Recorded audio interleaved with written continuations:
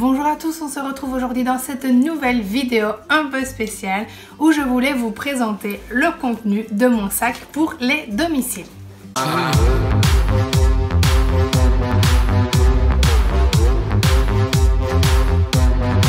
Donc là je vais vous présenter tout ce qui est jeux et matériel. C'est ce que j'ai pour le moment, mais ça change en fonction des patients, des nouvelles sorties de jeux ou de mes nouvelles idées, bien évidemment. On commence avec les mêmes observations qui me suivent partout. Évidemment, je n'ai pas les trois en permanence dans mon sac, je les laisse dans ma voiture et je le sélectionne celui avec lequel je souhaite travailler en fonction de mon domicile. Ensuite, j'ai des petits jeux comme Tête de pioche ou C'est pas faux qui sont pas mal aussi pour terminer une séance.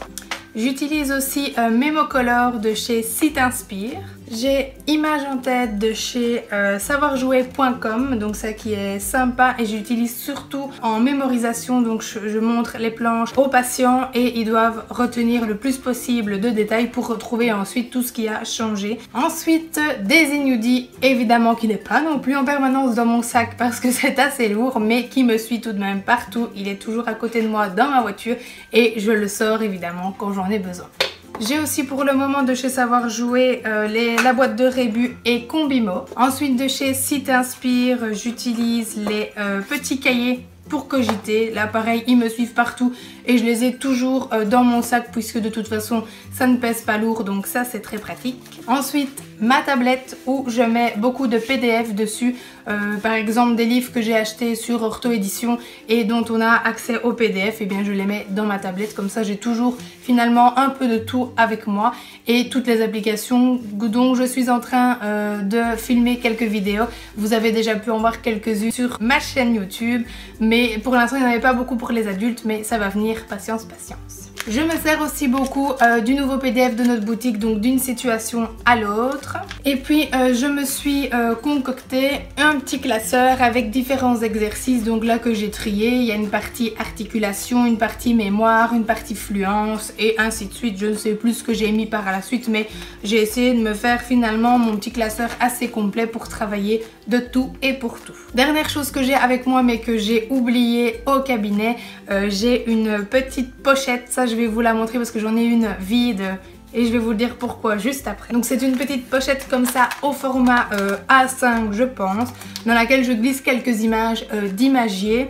Donc je mets principalement quelques animaux, quelques aliments et surtout les parties du corps pour les patients mutiques qui pourraient peut-être me dire un endroit où ils ont mal. Donc ça je trouve ça intéressant. Et j'ai le même en version A4 pour les patients qui ont évidemment des problèmes de vue. Voilà donc pour tout ce qui est jeux et matériel. Ensuite pour le reste, on va dire les objets utiles et parfois nécessaires.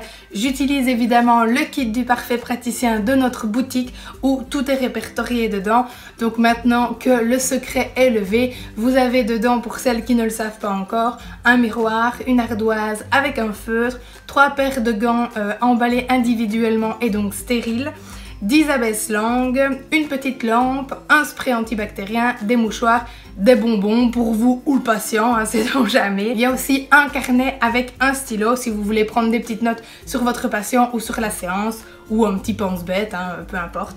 Voilà, donc ça c'est mon indispensable évidemment, plutôt au niveau matériel d'urgence, si on peut appeler ça comme ça. Alors je vous expliquais juste avant le pourquoi j'en avais une vide, donc j'ai décidé de vous réaliser un concours qui arrivera très prochainement où je proposerai donc surtout aux étudiantes évidemment, donc je vais leur proposer de gagner un sac de stage. Il y aura tout le nécessaire pour déjà bien démarrer en stage. Et voilà, je n'en dis pas plus, on attendra la vidéo du concours pour que je vous dévoile le contenu de ce fameux sac de stage à gagner. Bref, j'espère que cette vidéo vous aura plu. J'avais envie un petit peu de changer et de finalement peut-être vous donner des idées de petits jeux à emporter partout avec vous qui sont sympas, qui ne sont pas lourds et qui peuvent être utiles finalement avec beaucoup de passion. Bref, on se retrouve très vite dans une nouvelle vidéo.